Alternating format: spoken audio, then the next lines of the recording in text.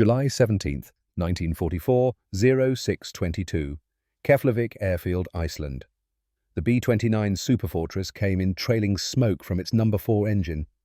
4 massive radial engines, but only 3 were singing. The 4th coughed black smoke across the pale Arctic sky. It touched down hard. Rubber screamed against concrete. The wounded bomber rolled for 3,000 feet before stopping 200 yards from the runway's end. 10 crewmen evacuated in 40 seconds. Fire crews extinguished the blaze in 3 minutes. The base commander was on the scrambler phone to London within 4 minutes. London connected to Washington within 6. Washington's reply came in 12 minutes. One word: destroy. But 12 minutes is a long time when you're racing against intelligence. And German intelligence had been listening. The message reached Berlin at 1341 Central European Time. 6 words intercepted from British wireless: American super bomber grounded, repeat grounded. By 1800 hours, a courier knocked on a modest apartment door in Dessau. Ernst Richter, 42 senior airframe engineer at Junkers Dessau, answered. The courier handed him sealed orders: report to Tempelhof Airfield by 0400 hours. Pack for 1 week, cold weather. Ernst opened the envelope. 3 paragraphs. The third was 1 sentence. Objective is examination and assessment of captured American B-29 Superfortress aircraft. His hands started shaking. 14 years he'd built aircraft for the Reich. Started as a draftsman in 30, senior engineer by 35, leading stress analysis by 39. He was good at his work, meticulous, patient, the kind of engineer who measured twice and cut once. But the war had changed everything. No time for patience now. Designs rushed. Materials substituted. Quality control abandoned. The aircraft rolling off the line weren't the machines he'd designed. They were approximations, compromises, shadows. His wife had died in the Dresden bombing 1943. His son flew Focke-Wulf 190s somewhere on the Eastern Front. The last letter had arrived 5 weeks ago. The enemy is everywhere, father. We do our best, but there are so many of them. So many of them. Ernst packed methodically. 2 changes of clothes, Swiss calipers with precision vernier scale, micrometer set, graph paper pencils, slide rule, 3 notebooks with numbered pages, Leica camera, 4 rolls of film, a wool sweater his mother had knitted before the war. He lay on his bed without sleeping, staring at the ceiling, thinking about what he might see tomorrow. At 0330, he rose and carried his suitcase downstairs. A Kubelwagen waited, engine idling in pre-dawn darkness. Tempelhof Airfield sprawled across southern Berlin, a transit hub for wounded and desperate aircraft coming and going at all hours. Ernst was directed to Hangar 7, where 2 other men waited beside a Ju-290 transport. The first was tall, maybe 35, wearing a Luftwaffe flight suit with lieutenant's insignia. He extended his hand.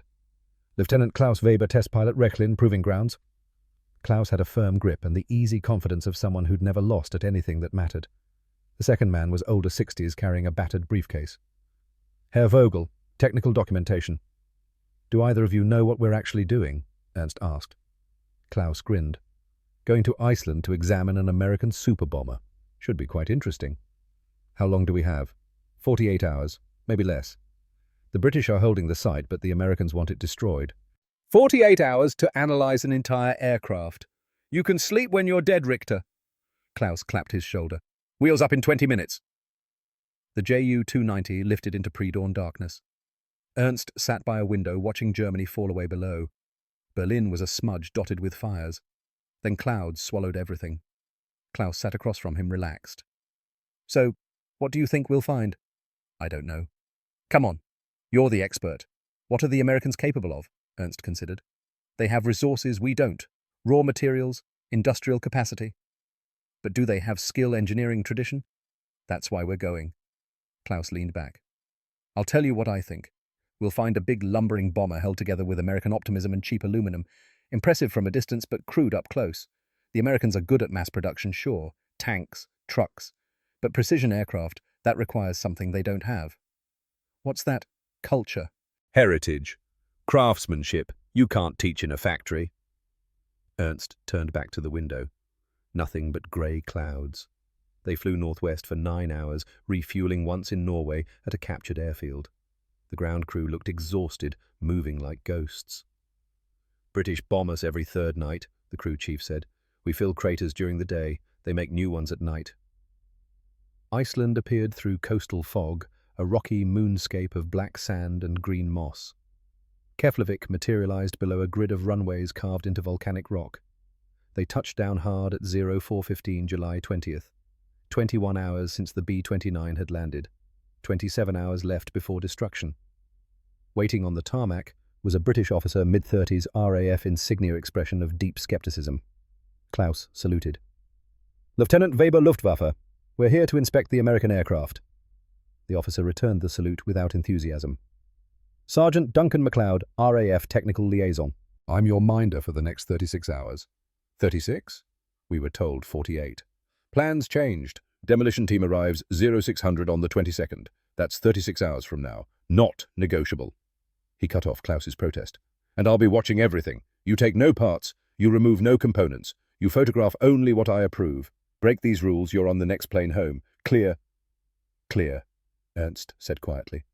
Duncan looked at him properly. Something like professional respect beneath the hostility. "You Richter?" "Yes." "Heard about you. They say you designed the Ju-88 wing structure." "I was part of the team. Good aircraft. Tough. We've had to shoot down enough of them." He gestured toward a jeep. "Come on, your bomber's waiting." They drove across the airfield in silence. The wind carried salt and sulfur. And then Ernst saw it. Hangar 12, massive corrugated steel doors open. Framed in that opening, lit by pale Arctic sun, was the B-29 Superfortress. Ernst stopped walking. Klaus stopped beside him. Mein Gott! The aircraft was enormous. Wings stretching halfway across the hangar. Fuselage fat and round like a whale's body, tapering to a tall vertical stabilizer reaching toward the rafters. 4 massive engines in streamlined nacelles. Even damaged, even marked with fire and emergency landing, it radiated brutal elegance. "That's not a bomber," Klaus whispered. "That's a flying fortress." Duncan pulled up beside them. "Actually, the fortress is the B-17. This is something else. Come on." They walked inside. Ernst couldn't move his eyes from the aircraft. The skin was polished aluminum, unpainted except for markings. The panels were huge, far larger than anything on German aircraft. Rivets flush, barely visible, arranged in perfect rows. "You have 2 hours for initial assessment," Duncan said. "Then we break for food. Back at 0800 work until 2200. Ernst was already walking forward, hand reaching out. He touched the wing. The metal was cold, smooth, smoother than anything he'd ever felt on an aircraft. He ran his palm across the surface, feeling for seams, for joints between panels. Nothing. His hand traveled 2 feet, 3, 4. The surface was continuous, unbroken, impossibly seamless. "Klaus, come here." Klaus joined him. Ernst guided his hand to the wing. "Feel this. Tell me what you feel." "It's smooth. Very smooth. Now find the seam between panels." Klaus searched, fingers probing. 30 seconds. A minute. 2 minutes. There's no seam." "Exactly." Ernst pulled out his folding ruler. He measured the span. 18 feet. 18 feet of continuous aluminum with no joints, no welds, no seams. He turned to Duncan. "How? Hydraulic press. 10,000 tons. Maybe more." Ernst did the math. Junkers had an 800-ton press, the largest in Germany. Maximum panel length 6 feet. This was 18. To form this required a press 25 times more powerful than anything Germany possessed. "We don't have machinery like that," he said. "No," Duncan agreed. "You don't." Klaus had moved to the engine, running hands over the cowling. "Richter, look at this." Ernst joined him. The panels fit together with impossible tolerances. The fasteners were flush-mounted, perfectly aligned, and on each fastener head stamped into the metal was a number. 72 foot-pounds, Klaus read. "What does that mean?" "Torque specification. This bolt should be tightened to exactly 72 foot-pounds. Why stamp it on the bolt? So anyone can service it. You don't need to remember. You don't need training. You just read the number and tighten to spec." Klaus laughed uncertainly. "They don't trust their mechanics." Duncan spoke up. "Wrong way to think about it." They don't need to trust their mechanics. The system does the thinking." Ernst moved to the next engine and the next. Every bolt stamped, every fastener labeled, torque specs, retorquing intervals, all stamped directly into the hardware. "This isn't an aircraft," he murmured. "This is a machine designed to be maintained by people who don't need to understand it." Klaus found the crew ladder and climbed up, disappearing into the forward hatch. Vogel photographed everything, camera clicking steadily. Ernst pulled out his notebook and started writing. Observations, measurements, questions, the pages filled with numbers and sketches. "You're not what I expected," Duncan said. What did you expect? Someone looking for ways to prove German superiority. Ernst kept writing. I'm a scientist. Ideology doesn't change measurements. That's good, because what you're measuring here is going to tell you things you don't want to hear.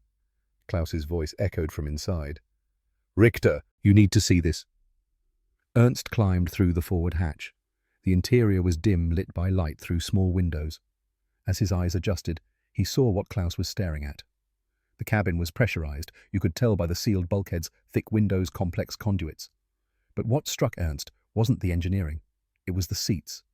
They were padded, actually padded with cushions and adjustable backs, reading lights above each position, heating vents, even cup holders. It's comfortable, Klaus said, sounding offended. Ernst ran his hand along the pilot's seat. The padding was thick, supportive, controls arranged ergonomically, instruments backlit. In German bombers, crews froze at altitude, wore heavy leather and still got frostbite, sat on bare metal or thin canvas. But the Americans had made comfort standard. They're not trying to build heroes, Ernst said quietly. They're trying to build survivors. He moved to the instrument panel. Behind it he could see the wiring, and what he saw made him stop breathing. The wires were color-coded. Red, black, yellow, blue, green. Every wire a different color, wrapped in rubberized insulation bundled into neat looms. He'd spent 14 years on German aircraft. Every wire was black. You identified them by position. Master electricians memorized thousands of wire routes. Took years to train.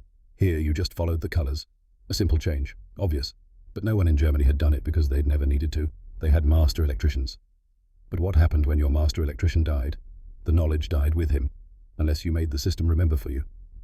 Ernst felt dizzy. He sat down in the co-pilot's seat because his legs wouldn't hold him.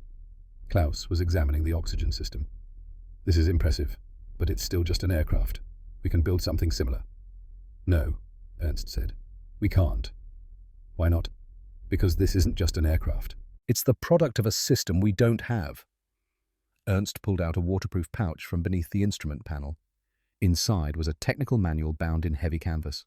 Technical Order 0120EJ2, Maintenance Manual B29 Superfortress, 1,683 pages. He flipped through it. Every system documented, every wire numbered. Every component had a part number, removal procedure, replacement procedure, testing procedure, diagrams, photographs, specifications. Klaus, how many pages is the JU-390 maintenance manual? Klaus shrugged. Maybe 200. This has 1,700. Somewhere in America there are 30,000 mechanics who can read this and maintain this aircraft. We have maybe 500 technicians in all of Germany qualified for heavy bombers. When one dies, decades of knowledge die with him. He held up the manual. This is their advantage. Not skill, not genius, documentation, standardization. The systematic elimination of expertise as a bottleneck. They worked through the day and into the evening. The midnight sun gave them light long past when darkness should have fallen. Ernst measured rivet holes with his micrometer. Diameter 0.1562 inches. Every single one. Variance less than 0.0002 inches. Perfect. Identical. Machine drilled. He measured panel thickness. Photographed wiring. Sketched hydraulic systems. Examined gun turrets remote controlled by electric servos. Vogel's camera clicked steadily. At 2200 hours, Duncan called a halt. You need sleep.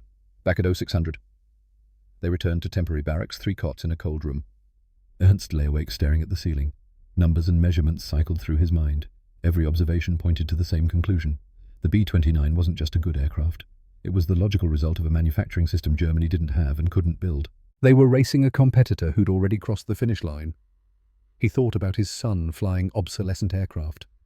About young men at Junkers working 18-hour shifts to build bombers by hand while Americans stamped them out like automobile parts. And for the first time since 1939, Ernst Richter allowed himself to consider the possibility that Germany might not just lose. It might never have had a chance at all. Outside, the wind sang over volcanic rock, and the midnight sun painted long shadows across a country that belonged to neither side, where for 2 days one German engineer was being allowed to see the future, whether he wanted to or not. Day 2. Ernst woke at 0430. Klaus sat on his cot holding a photograph. My sister, Klaus said. Hamburg. Works in a munitions factory. 12-hour shifts 6 days a week. Gets bombed every few weeks. She asked me when it would be over. He looked at Ernst. I told her we were winning. I lied to my own sister. You told her what she needed to hear? No. I told her what I needed to believe, but after yesterday, after seeing that aircraft... Klaus put the photo away. I can't believe it anymore. The door opened. Duncan stepped in, water streaming off his coat. You're both awake. Good. We have a problem. Demolition team arrived early, scheduled to begin placing charges at 1400 hours today instead of tomorrow morning. Washington pushed up the timeline. He looked at Ernst. That gives you 10 hours. Not 14. 10 hours. Ernst felt something crack inside his chest. I need to see the aircraft, now. They ran through rain that felt like ice. Inside the hangar, water dripped through roof holes. The B-29 sat in half-light water streaming off its wings. Ernst went straight to work. Yesterday's color-coding discovery was just the beginning. Now he needed to understand how the system scaled across the entire aircraft. He traced wiring from nose to tail. Each wire had an alphanumeric tag, Wire Hotel 47 Juliet 12, Kilo 33. 5,000 wires, every one documented in that 1,700-page manual. Any mechanic can trace any circuit, he told Klaus. They've eliminated the need for master electricians. Duncan approached with a clipboard. Found something you should see. He led them to a panel exposing internal structure. Behind it was a metal plate riveted to a stringer. Boeing Aircraft Company, Plant Number 2, Renton, Washington. Manufactured March 17, 1944. Inspector number 4728.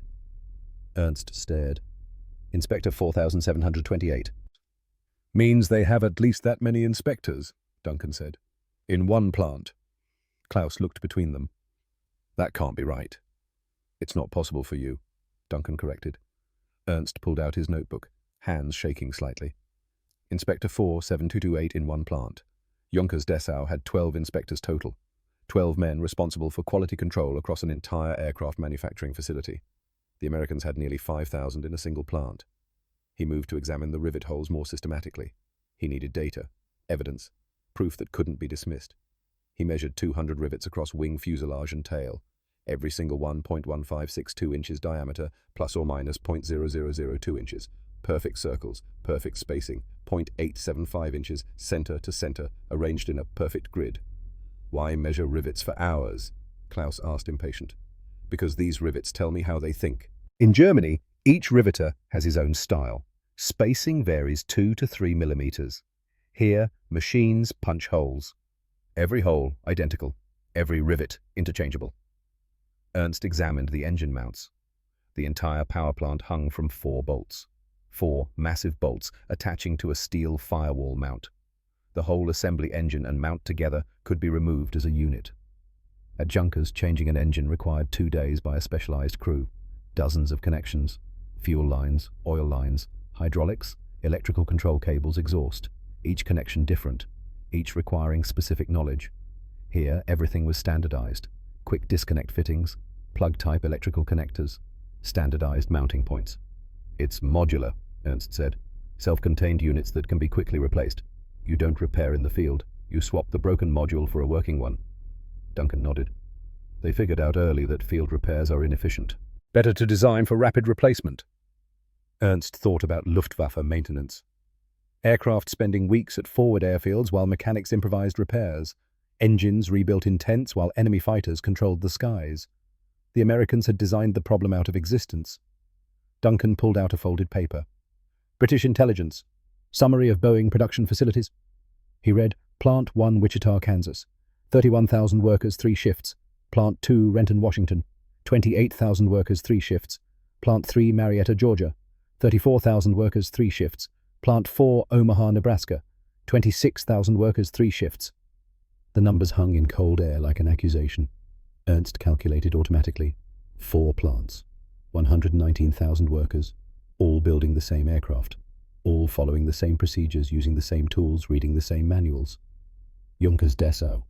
480 workers total. How many B-29s have they built? Ernst asked quietly.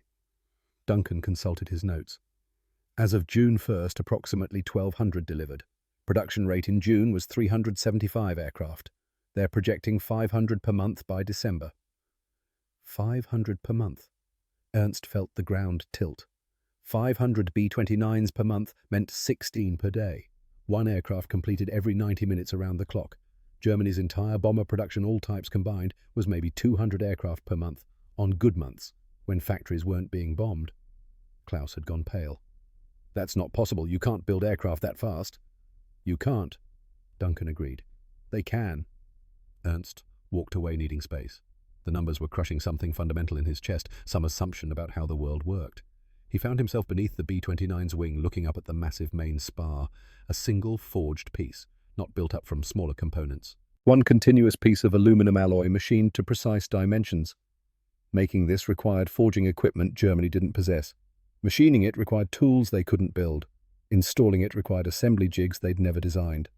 Every component told the same story. American manufacturing operated on a scale that made German industrial capacity look medieval. Time compressed. Ernst worked frantically, knowing every minute brought them closer to destruction. He documented everything, his notebooks filled with data that would form a report no one would want to read. At 11:30, the demolition team arrived, 6 men in American uniforms carrying crates of explosives. Their sergeant surveyed the aircraft with professional disinterest. "You boys need to clear out by 1300. We need 90 minutes to place charges." Ernst felt panic. "We need more time." "Don't have it. Orders are orders." Duncan intervened. "Give them until 12:30. Extra hour." The sergeant considered. 12:30, not a minute longer. 1 more hour. Ernst photographed bomb release mechanisms, measured landing gear struts, examined fuel tank construction.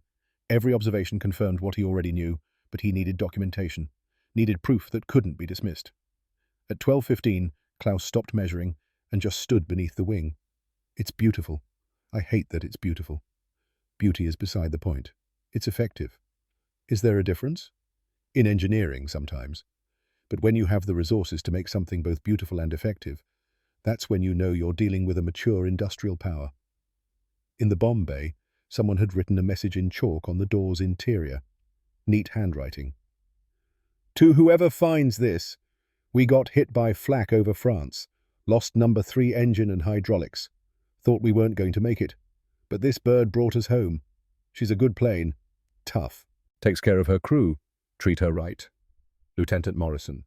AC May, 1944. Ernst stared at the message. Lieutenant Morrison, the aircraft commander who'd trusted his life to American engineering. "They trusted their machine," Klaus said quietly. "That's not the same as love, but it might be more important." At 12:25, Duncan touched Ernst's shoulder. "Time." Ernst looked at his notebooks, 4 of them filled with measurements and observations, 4 notebooks containing the future documented in graphite and paper. 2 more minutes. You have one." Ernst walked around the aircraft one last time. His hand traced the fuselage, feeling the smooth skin, the flush rivets, the precise panel gaps. He stopped at the nose where the serial number was stenciled. 4224891. Just a number. One aircraft among thousands. Replaceable. Interchangeable. That was the secret. American power didn't come from individual excellence. It came from the systematic elimination of individual importance. "Richter!" Duncan's voice was gentle but firm. "Now!" Ernst stepped away. Klaus and Vogel were already at the hangar entrance. The demolition team moved in with their crates. Outside, rain had softened to drizzle. Ernst turned to look back one last time. Through the open doors, he could see the B-29 still proud despite damage. The demolition team was placing charges on wing's fuselage tail. Methodical, efficient, American. "What happens now?" Klaus asked. "We go home, and we tell them the truth. Will they listen?" "No, but I'll tell them anyway." They flew out at 1600 hours. As the Ju-290 climbed and turned east, Ernst looked out the window. Below Keflavik airfield, the runway's small figures moving. Then a flash of light. The demolition charges detonated in sequence. Fire bloomed orange against grey sky. Smoke rolled up in thick columns. The aircraft that had taken 63 days to build ceased to exist in 6 seconds. Ernst watched until the smoke dissipated and there was nothing left to see. Then he opened his notebook and began writing his report. He wrote for 9 of the 11-hour flight home, stopping only when his hand cramped too badly to continue.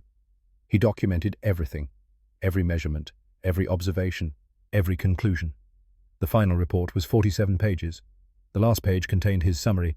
The B-29 Superfortress represents an industrial capability gap of at least 10 years, possibly 15. Germany cannot close this gap through incremental improvement or increased effort.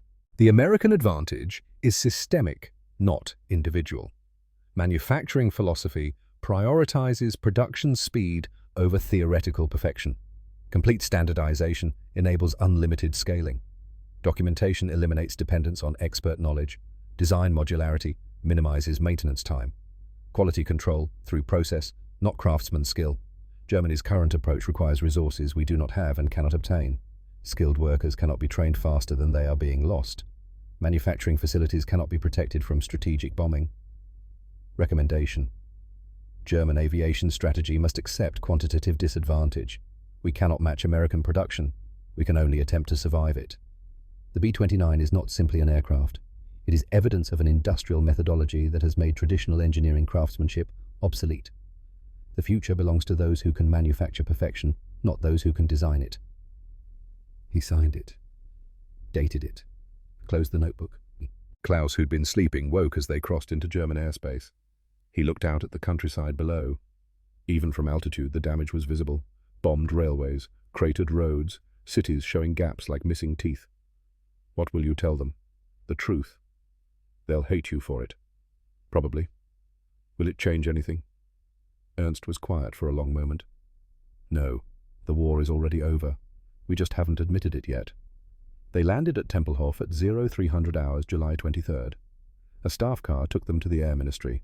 The building was damaged, one wing collapsed, but offices still functioned. Ernst was escorted to a conference room. He waited 2 hours. At 0533, officers entered. The senior officer, a colonel with Iron Cross, sat at the table's head. Herr Richter, your report. Ernst handed over the notebook. The colonel opened it, read the first page, flipped to conclusions. His face revealed nothing. This is defeatist. This is factual. Facts can be defeatist. You understand what you're saying? That German engineering is inferior? No. I'm saying German manufacturing capacity is insufficient. Our engineering is excellent. But engineering excellence is not enough when the enemy produces adequate aircraft in overwhelming numbers. A major spoke up. The Reichsmarschall will not accept this. He has stated repeatedly that 1 German aircraft equals 3 Allied aircraft. Then the Reichsmarschall is mistaken. Silence. You didn't contradict Goering in Berlin. The colonel stood slowly. You will revise this report, remove the defeatist conclusions, emphasize German superiority, and recommend production increases. I will not. That is an order. I am a civilian consultant. You cannot order me. Then you will be conscripted and ordered as a soldier. Ernst met his eyes. Then I will be a soldier who refuses an unlawful order. You can shoot me if you like, but you cannot make me lie about what I saw. The major moved toward him, but the colonel held up a hand. The only sound was a clock ticking. You're a fool, Richter. I'm a scientist. We have different priorities. The colonel picked up the notebook. I'm confiscating this. You will not discuss your findings with anyone. Return to Junkers and resume normal duties. This matter is closed. Keep the notebook, Ernst said. I have the measurements in my head. They dismissed him. Ernst returned to Dessau on a military train that took 14 hours to cover a journey that should have taken 4. Twice they stopped to clear debris from bombing raids.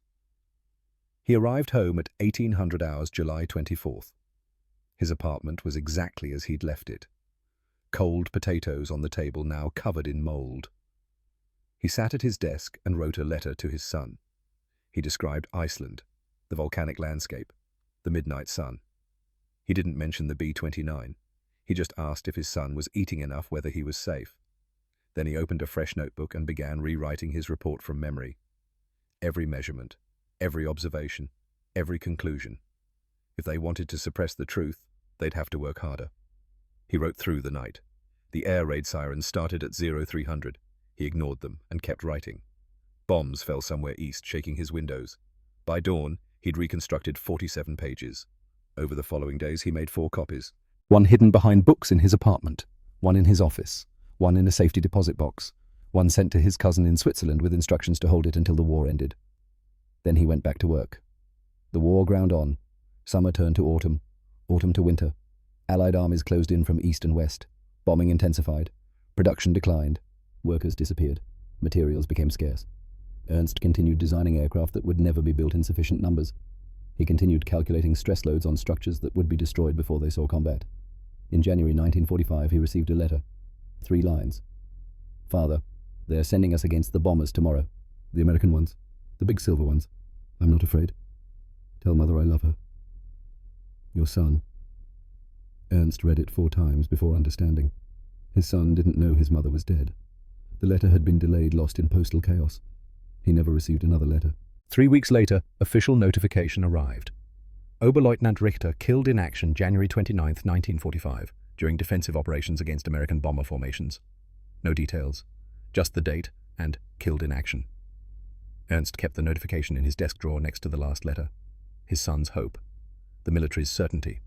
He never learned which American bomber had shot his son down. Perhaps it had been a B-29, perhaps one built in the same factory by the same workers using the same processes he'd documented. The irony would have been too perfect. But it probably didn't matter. One bomber or another. One bullet or another. The mathematics were the same. His son had been irreplaceable. The bombers were not. That was the difference that decided everything. On April 18, 1945, British tanks entered Dessau. Ernst was at his desk at Junkers when he heard shells impact the factory walls. He calmly closed his notebook, put on his coat, and walked outside. A British soldier stopped him with a rifle. "Hands up!"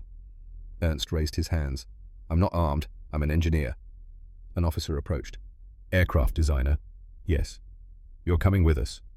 They took him to a temporary headquarters in a commandeered school. A British intelligence officer interrogated him. The questions were technical, detailed, informed. After 2 hours, the officer leaned back. "You wrote a report, July 1944, about the B-29. We have it." Ernst felt something like relief. "How?" "Swiss intelligence passed it along. Your cousin." The officer smiled. "It's quite good. Accurate. Honest. Your own side tried to suppress it, but we found it very useful." "Useful how?" "Confirmation." We knew we had manufacturing superiority, but your report helped us understand that you knew it too, that your leadership was denying reality, made our strategic planning easier. Ernst said nothing. His report, written to warn Germany, had instead helped the enemy. What happens to me now? Prisoner of war, technically, but we need engineers, people who understand aircraft manufacturing. War's almost over. After that, there's rebuilding. You interested? Do I have a choice? Everyone has choices. You chose to write the truth when lying would have been safer. That's worth something. The war ended 3 weeks later. Ernst was released in June and returned to Dessau. The city was destroyed. The factory was rubble. His apartment building stood, but his apartment had been looted. Everything gone except the copy of his report hidden behind books. He found work as a consultant for British occupation assessing German aviation facilities. Every factory damaged, every tool destroyed, every worker scattered. In 1948, the Marshall Plan began. American money flowed into Germany. New factories were built.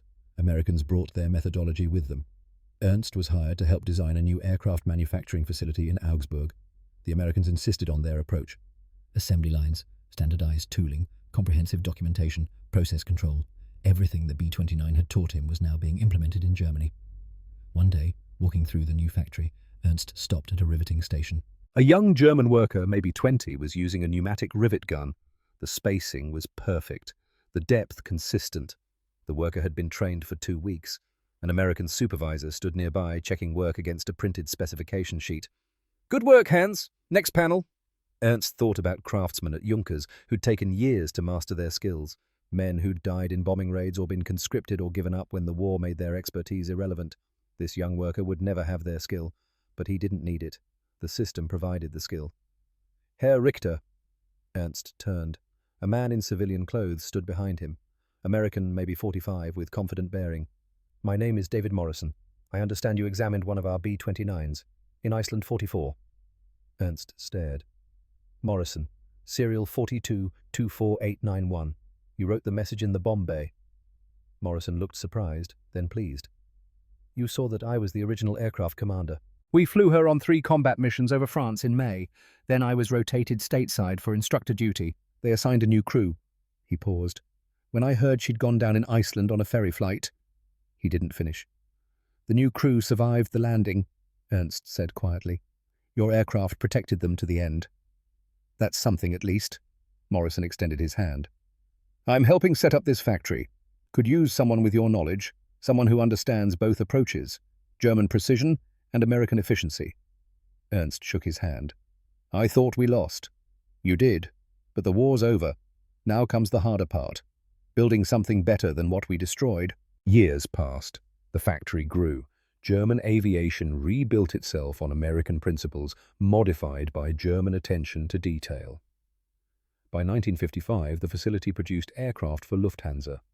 Ernst, now 53, worked as senior technical advisor.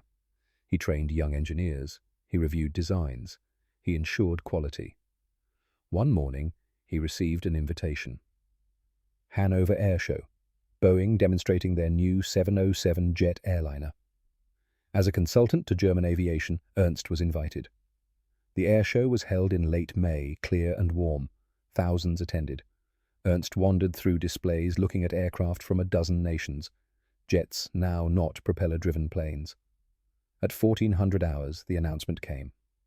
Ladies and gentlemen, the Boeing 707. Ernst watched from the crowd as the aircraft approached. Silver like the B-29, larger, sleeker, swept wings instead of straight, 4 jet engines instead of radials. But beneath the different shape, the philosophy was the same. Standardization, modularity, systematic design for mass production. The 707 passed overhead at 500 feet, engines whispering. Graceful, powerful, inevitable. Ernst felt tears on his cheeks. Beautiful, isn't she? An elderly man stood beside him wearing a veteran's ribbon. American. Yes, Ernst said in English. Beautiful. I worked on the B-29 program. Wichita plant. Welder. Did my part. The man smiled. My grandson works at Boeing now. Engineering. Says they're going to build 1,000 of these. They probably will. You German? Yes. You guys make good cars now. Mercedes, Volkswagen. Learned from us, I guess. Ernst almost laughed. Yes, we learned from you. The 707 completed its display and flew toward the horizon. The crowd applauded. Ernst clapped along, celebrating an aircraft built by the nation that had defeated his own using principles he'd documented 11 years ago in a notebook no one wanted to read. That evening, back in his apartment in Munich, Ernst took out the last remaining copy of his B-29 report. He read through it, pages, yellowed ink, fading. 247 pages, every measurement still accurate, every conclusion still valid. On the final page, he wrote one more paragraph. Postscript, May 1955. The war ended 10 years ago. Germany rebuilt using American methods. We now produce aircraft efficiently in quantity with standardized processes. I touched the B-29 and saw the future. I wrote this report to warn Germany. I failed to change anything. But perhaps failure was the point. Some truths cannot be learned through warning. They must be learned through defeat. The Americans did not beat us with superior courage. They beat us with superior systems, with manufacturing processes that eliminated the human variable, with documentation that made expertise unnecessary, with standardization that made scaling unlimited. I spent my career believing in the supremacy of the skilled engineer. The B-29 taught me that systems matter more than individuals, that replaceability beats irreplaceability, that adequate quality produced in quantity defeats perfection produced in scarcity. Some prophecies are not meant to prevent the future. They are meant to explain it after it arrives. I was not a prophet. I was a witness. And sometimes that is enough. He signed it, dated it, placed the report in a wooden box along with his tools from Iceland, the micrometer, the calipers, the notebooks. Tomorrow he would donate them to the Deutsches Museum. Let future generations see the instruments used to measure their own obsolescence. But tonight he poured a glass of schnapps and raised it toward the window, toward the sky, where the 707 had flown. To the future, he said quietly, whether we're ready for it or not. 20 years later, in 1975, a young aerospace engineering student visited Ernst. The student was writing a thesis on pressurized aircraft cabins. He'd found Ernst's name in obscure archives. Herr Richter, is it true you examined a B-29 in 1944? Ernst, now 73, nodded slowly. For 2 days, in Iceland. What was it like? Ernst thought about that question. What was it like to touch the future, to measure your own obsolescence, to document the weapon that would defeat everything you'd spent your life building? It was like holding a mirror, he said finally, and seeing that you were already a ghost. The student didn't understand. Not then. Perhaps he never would. But Ernst had learned that some truths can only be understood in hindsight after the future has already become the past. He died in 1979 quietly in his sleep. His tools were in the museum by then. His report had been declassified and published. His name appeared in footnotes about wartime intelligence. The B-29 he'd examined had been destroyed in 1944. But the lesson it taught lived on. Systems beat genius. Abundance beats perfection. The future belongs to those who can manufacture it. And sometimes the prophet's only reward is to be proven right after it no longer matters.